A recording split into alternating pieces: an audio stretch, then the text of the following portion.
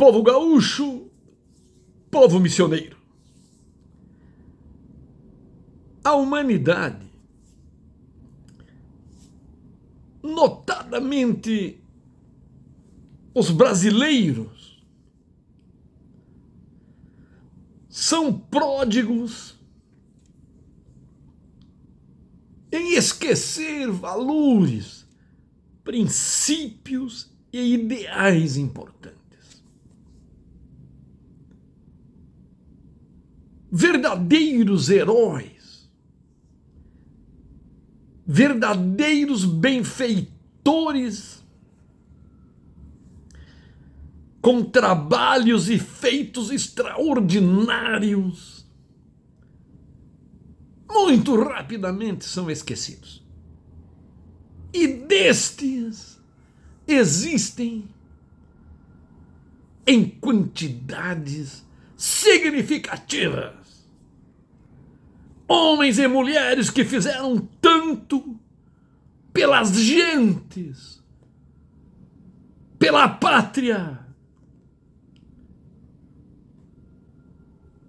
que estão simplesmente apagados da memória da grande maioria dos brasileiros. Todos os dias, pelas redes sociais, pelos meios de comunicações, nota-se a reverência, até a idolatria de criaturas sem nenhum valor, que nada fizeram, ou muito pouco, para o bem-estar da nação brasileira. É inacreditável como as multidões andam de atrás de qualquer louco,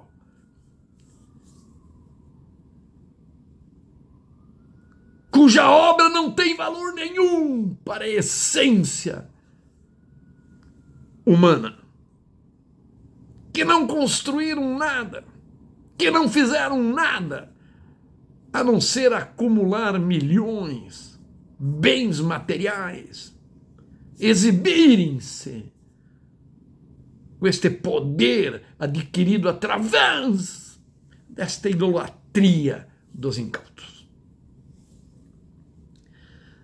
Digo isso porque é notório que não se comemoram datas importantes que lembrem pessoas que tenham feito o bem, que tenham estes, sim, deixado legados de extraordinários feitos em prol das gentes brasileiras. Hoje, 29 de agosto de 2023, eu gravo o Opinião na terça, para que vá ao ar pelo portal Rádio Cidade S.A., gentileza do meu amigo Jairo Ferreira, na quarta-feira.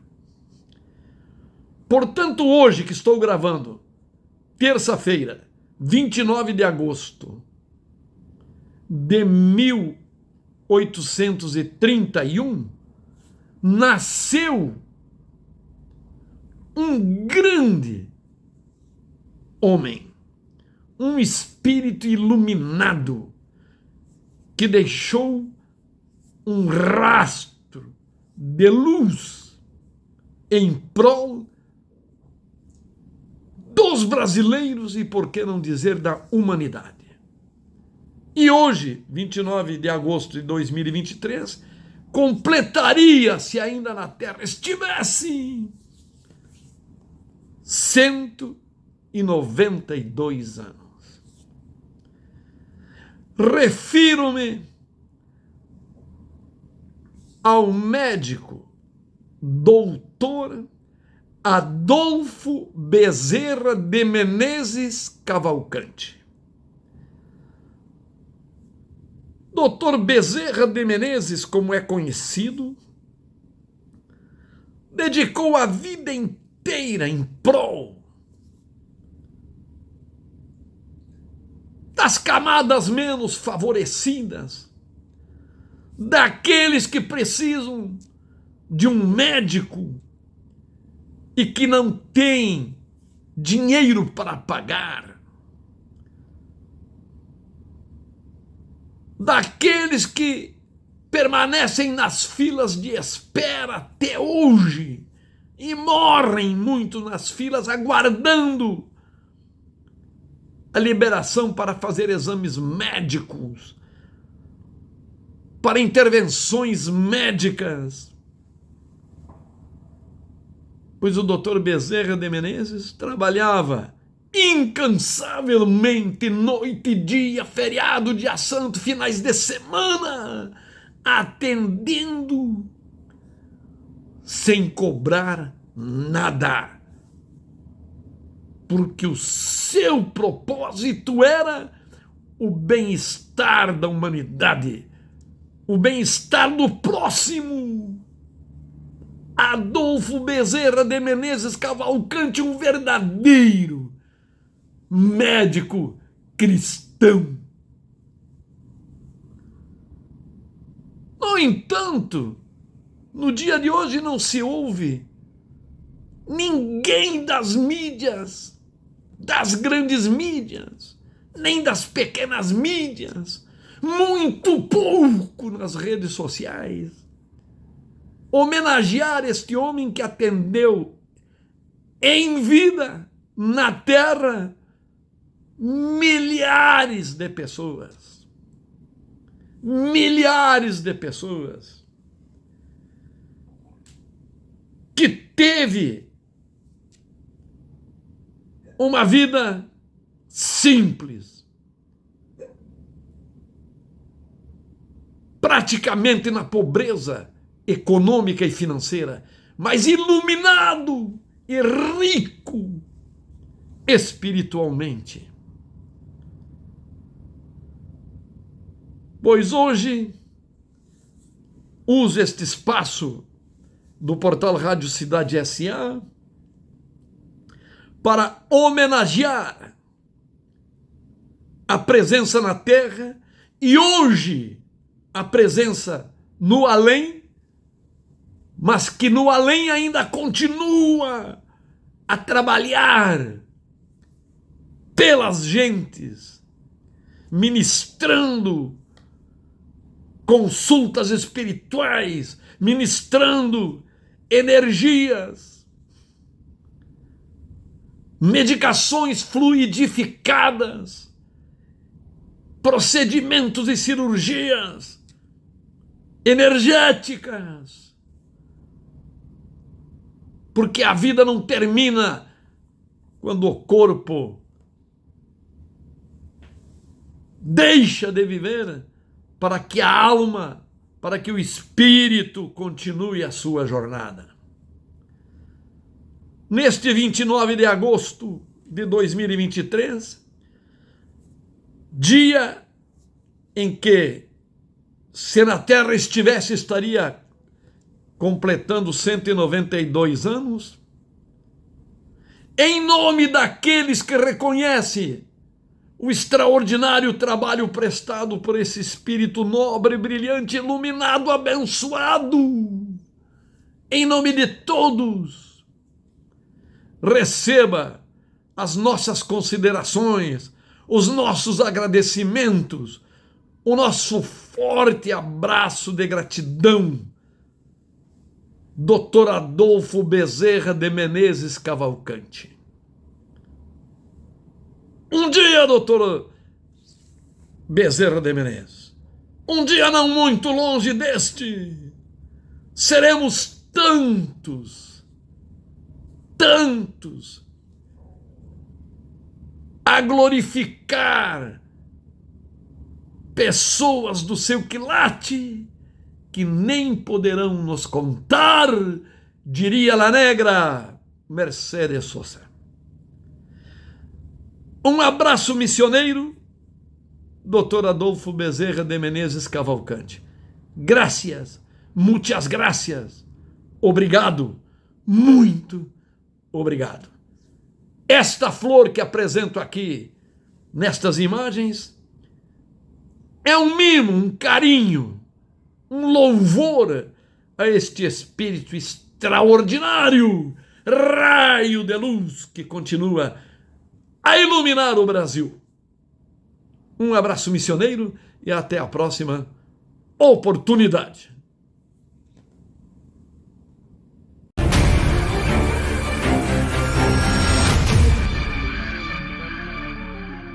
O pensamento é o verdadeiro arquiteto de nossa vida. Sendo a mente uma usina de alta potência, a energia que dela promana tem poder para realizar algo que pode ser bom ou mal, consoante a natureza do pensamento. Tornemos simples nossa vida, vivendo-a com naturalidade, pensando com acerto, refletidamente, sempre dirigindo nossos pensamentos para o bem. São os pensamentos que determinam o futuro de cada indivíduo, que poderá ser feliz ou infeliz, com paz ou guerra, conforme a qualidade da semente lançada no curso da existência. Eis porque se faz conveniente selecionar as boas sementes, através da reflexão. Semente lançada por um pensamento de ódio fará germinar a árvore da vingança, cujos frutos tendem a alimentar a perdição. Semente lançada por pensamento de censura amarga fará germinar a árvore da indignação, cujos frutos ácidos induzirão a indisciplina. Semente lançada por pensamento de ociosidade fará germinar a árvore da preguiça, onde escasseiam alimentos. Seus frutos serão secos, como a indolência que causa a fome. Semente lançada por pensamento de orgulho fará germinar a árvore da humilhação, que produz os frutos do ódio e da vingança. Mas se o pensamento for de amor, nascerá a árvore da amizade pura e duradoura, que adoça a vida das criaturas, santificando-as. Semente lançada por pensamento de perdão fará germinar a árvore da esperança, cujos frutos sazonados alimentam a alma, enchendo-a de luz. Semente lançada por pensamento de trabalho fará germinar a árvore da compreensão, cujos frutos despertarão a vontade de servir, do amar ao próximo, sem esperar ser convidado e de entender a caridade como uma imposição do amor divino. Aprendamos a purificar os nossos pensamentos como iniciação de um porvir promissor, porque é dando que recebemos, é servindo que seremos servidos pela graça de Deus. Como criaturas de Deus, todos necessitamos uns dos outros, do bem servir sem aguardar retribuição. Servir com dedicação e simplicidade, ajudar sem humilhação nem orgulho. Filhos, basta um simples olhar sobre o homem para compreender o verdadeiro plano das coisas, para ver que Deus é o Senhor, e a que ponto, a despeito de suas adoráveis descobertas científicas, o homem continua humilde, frágil e dependente criatura. É verdade que temos descoberto as forças da natureza, suas incalculáveis e misteriosas energias, ei-las dominadas e postas a nosso serviço. Porém, elas somente nos obedecem sob uma condição, a de lhes obedecermos em primeiro lugar. A natureza é o próprio Deus, e aqueles que a amam, adoram a Deus. Em tudo quanto palpita e vibra na terra, dentro dessa harmonia de movimento e de ação, está a obra material que a humanidade observa no seu eterno percurso pela vida. Resta que o homem, admirando o esplendor da natureza, desde o reflexo coruscante de um raio do sol ao brilho merencório de uma estrela no céu, ame o divino autor de tudo isso que lhe encanta a vida, que lhe empolga o espírito, que lhe desperta as energias para o desejo de bem viver. Daí a concepção de que o mundo é bom e a vida é bela, até mesmo para os cegos, porque, sábio, perfeito, bom e justo, Deus só poderia ter criado um paraíso na terra para que fosse habitado pelo homem bom, perfeito, sábio e justo. Foi o homem que transformou o seu Éden de felicidade nesse inferno de angústia que é o mundo. Foi ele quem claudicou, envenenando a vida com os entorpecentes da ambição. Imperfeitas suas condições morais, seus preconceitos, sua vaidade, seu orgulho, tornaram imperfeito o ambiente da terra. É que o homem, imaginando-se rei da criação, iniciou sua jornada pelo mundo dentro dessa concepção de poder discricionário, absoluto e despótico, no qual fosse sua vontade obedecida, sob uma superioridade ilimitada, daí advindo seus sentimentos de orgulho e vaidade. Com ele, nas primitivas eras da criação do mundo, conviviam todos os animais grandes e pequenos, todas as aves de espécies diferentes, uns e outros. A natureza, em plenos desertos e em imensas florestas, constituía o grandioso palco da vida, onde se uniam todos os habitantes da terra. Os homens falavam o mesmo idioma e se compreendiam pelos mesmos sentimentos que os irmanavam. Foi o erro dessa vaidade e desse orgulho, a falsa noção desse poder de grandeza e de superioridade, os fatores que determinaram a confusão, da qual originou a Babel que dividiu a humanidade em raças e povos, e o mundo em países e nações. Os animais fugiram do homem. As feras procuraram seguros refúgios. Elas, porém, não deixaram suas tocas para invadir as cidades e aí atacarem o homem. O homem é que vai, pelo contrário, atacá-las nas florestas, em caravanas bem preparadas para a emboscada. Nada a natureza modificou no mundo. O mesmo hino harmonioso das aves, o mesmo gorjeio sublime da passarada, tornam alegre a vida. O mesmo perfume das flores embalsama os bosques, enebriando a existência sobre a terra. Nada a natureza modificou. Só o homem se modificou a si mesmo. Seus instrumentos, seu arado e sua charrua, ele os transformou em armas mortíferas de ataque cruel.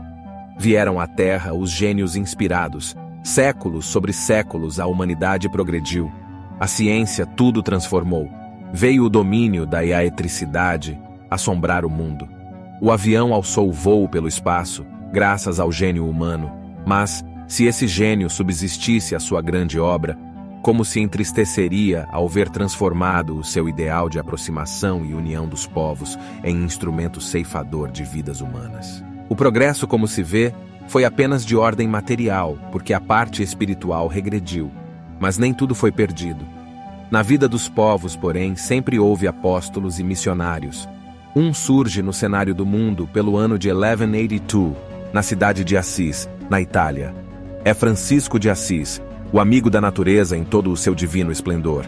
Convencido de que a humanidade cada vez mais procurava as trevas em vez da luz, cada vez mais se deixava arrastar para o labirinto da vida material, entre as ambições e os ódios, cada vez mais se entregava à obra sinistra da impiedade, concebe o meio mais seguro de fugir dos homens. É quando o seu espírito compreende ser preferível viver dentro do palco imenso da natureza, no seio das florestas, nos recantos mais afastados das cidades, longe de seu tumulto, da agitação febricitante das multidões assoladas umas contra as outras. Embrenha-se pelos matagais, percorre florestas virgens, busca a solidão, isola-se da humanidade e vive assim entre os pássaros e os animais que povoavam aquelas regiões imensas, onde a civilização ainda não havia penetrado. Seu espírito transcende a incidência da luz que lhe vai esclarecendo a inteligência e o instinto da razão. Torna-se um amigo leal daqueles habitantes que o amam e respeitam, porque veem nele o exemplo da bondade, o símbolo da afeição entre o homem, que é rei da natureza, e os irracionais que poderiam ser seus vassalos humildes não tivesse aquele, pelo instinto do mal, o irrefreável impulso de exterminar os últimos. Compreendam as gerações, concebam as multidões que se espalham pelos quadrantes dos mundos planetários, que tudo aí é obra suprema do Supremo Arquiteto, Deus. Compreendam todos que onde haja vibração, onde haja sintonia de vida, existe sensibilidade, existe sensação, existe manifestação de dor. Amai toda a natureza, sede humanos, esquecendo a crueldade, olvidando o mal e não praticando tão abomináveis crimes contra vossos irmãos irracionais. Entregai-vos à obra aperfeiçoada de vosso espírito. Aproximai-vos de Deus, amando tudo que é de sua origem. Imitai o santo que em sua vida terrena tanto bem espalhou, até ser cognominado por sua humildade, sua renúncia, seu amor, sua justiça e bondade. Que Deus vos ampare, Jesus vos guie. Paz e amor em Jesus. Bezerra de Menezes.